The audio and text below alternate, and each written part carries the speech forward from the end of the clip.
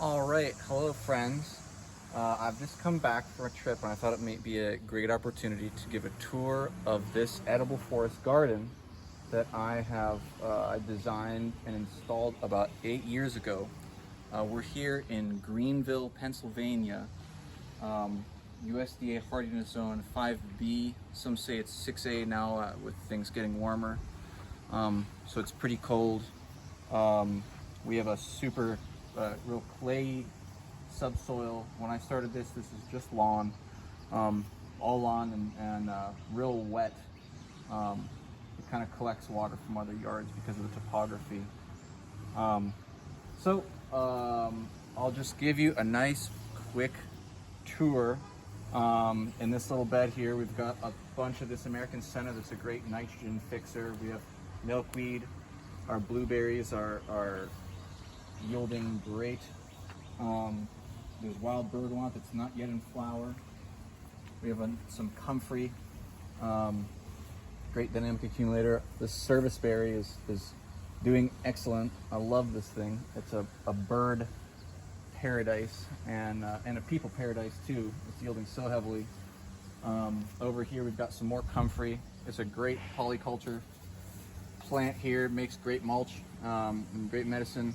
This is an American hazelnut. This is a hybrid hazelnut with a mix of European and American genes, so it will yield bigger nuts with thinner shells that's still filbert blight resistant. So let's walk through here. Sprinkled around, when I designed this, I tried to include as much perennial nitrogen fixing things as possible. There's American licorice in here as well. Here's some mountain mint. All right. So walking by here, I have nice tag alder, wet loving nitrogen fixer, native to the area. We have some river oats. I've never actually harvested the oats, but they do make some oaty oats. A nice little raspberry patch. More raspberries. In this shady section, they haven't come in yet, but we have cardinal flower. There's some other native wildflowers. Something with any garden design is that as it grows, the process is dynamic. What is shaded, what's full sun, what's part sun. Plants grow. When this was first established, it was more like a meadow, and as it grows, you can see, this whole understory here is under fairly deep shade, and unless I choose to get rid of that elderberry or something like that, the things that are gonna fill up the space as time goes on will need to be real shade resistant.